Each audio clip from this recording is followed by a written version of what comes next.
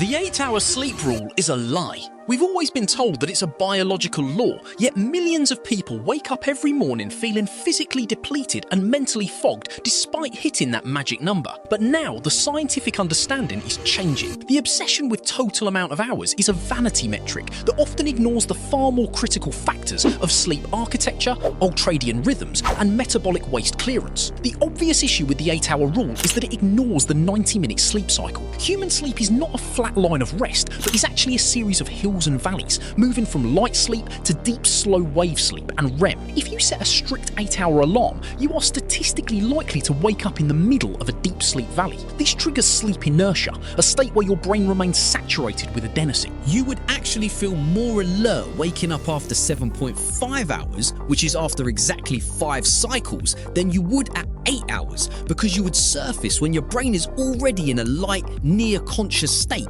The 8-hour rule also fails to account for sleep intensity. Research into the brain's waste management service, called the glymphatic system, shows that the quality of deep sleep is what determines mental recovery, not the time spent in bed.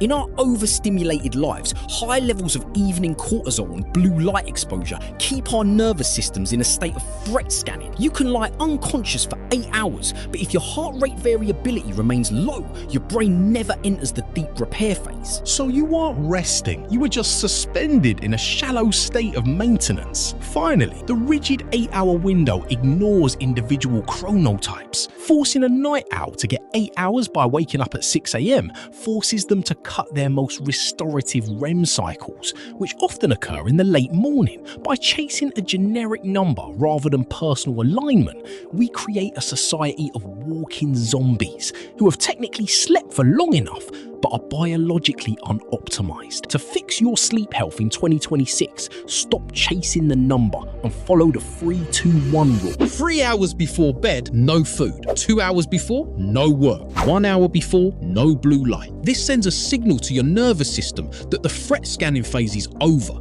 It allows your cortisol to drop so your slow wave sleep can actually do its job.